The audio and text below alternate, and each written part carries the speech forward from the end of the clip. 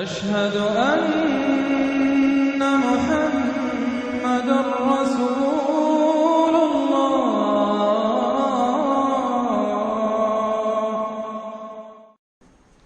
سورۃ الکوثر، اس پس منظر میں محمد الرسول اللہ کا ظہور ہو رہا ہے۔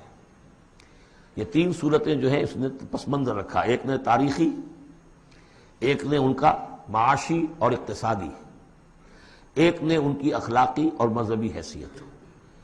سورۃ الفیل وہ تاریخی واقعہ جو ہے، ظاہر بات ہے بہت بڑا واقعہ، اس کا بڑا چرچا ہوا ہوگا حضور کی بعثت کے ساتھ متعلق، لیکن دوسری طرف بیت اللہ اور اس کی وجہ سے قریش کو اس کے متولی ہونے کی وجہ سے جو امن حاصل تھا اور جو انہیں اللہ کی طرف سے روزی پہنچ رہی تھی۔ تیسرے ان کی اخلاقی پستی جس حد کو پہنچ گئی تھی، اس میں جب ظہور ہو رہا ہے محمد رسول اللہ کی نبوت کا، یہ سورۃ الکوثر۔ بسم اللہ الرحمن الرحیم، انا اعطیناک الکوثر فصل لربک وانحر ان شانئک ھو الابتر۔ اے نبی، ہم نے آپ کو خیر کثیر عطا کیا۔ اس خیر کثیر میں یوں تو یہ کہ حوض کوثر وہ بھی اسی میں شامل ہے، لیکن یہ کہ اس پر آپ کو 25-30 قول مل جائیں گے۔ قرآن سب سے بڑا خیر کثیر ہے، بہت بڑا خیر کثیر۔ حکمت، ومن یؤت الحکمت فقد اوتی خیرا کثیرا، جس کو حکمت اور دانائی دے دی گئی اس کو تو خیر کثیر دے دیا گیا۔ تو ہم نے آپ کو وہ سب کچھ عطا کر دیا ہے اور محتاج کے ساتھ عطا کر دیا ہے، جو انسان کی انسانیت کے لیے، اس کے لیے یوں سمجھیے کہ ترہ امتیاز بن سکتا ہے۔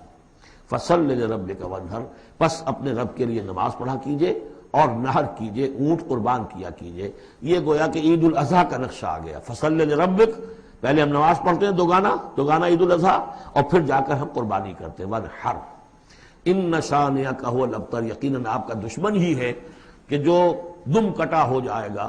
اس کا پس منظر یہ ہے کہ جب حضور کے ایک صاحبزادے بچپنی میں فوت ہو گئے تو کچھ جو کفار تھے مکے کے، انہوں نے بڑی خوشیاں منائیں کہ ایک ہی بیٹا تھا، باقی تو ان کی بیٹیاں ہیں۔ آپ کو معلوم ہے کہ 4 بیٹیاں تھیں حضور کی صلی اللہ علیہ وسلم، لیکن یہ کہ بیٹا جو تھا وہ ایک ہی تھا، وہ اللہ نے اٹھا لیا، تو بڑے خوشیاں منائی گئیں کہ یہ تو اب دم کٹا جیسے ہوتا ہے جس کا کوئی پیچھے نام نہ رہ جائے۔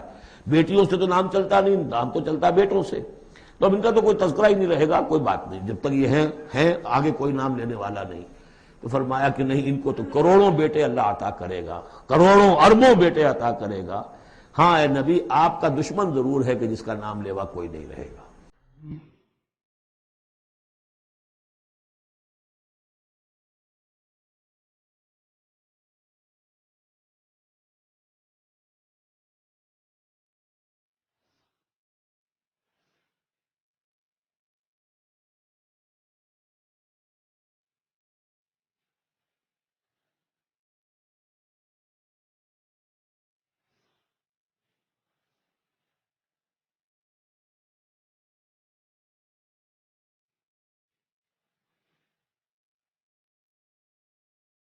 مولاي صل وسلم دائما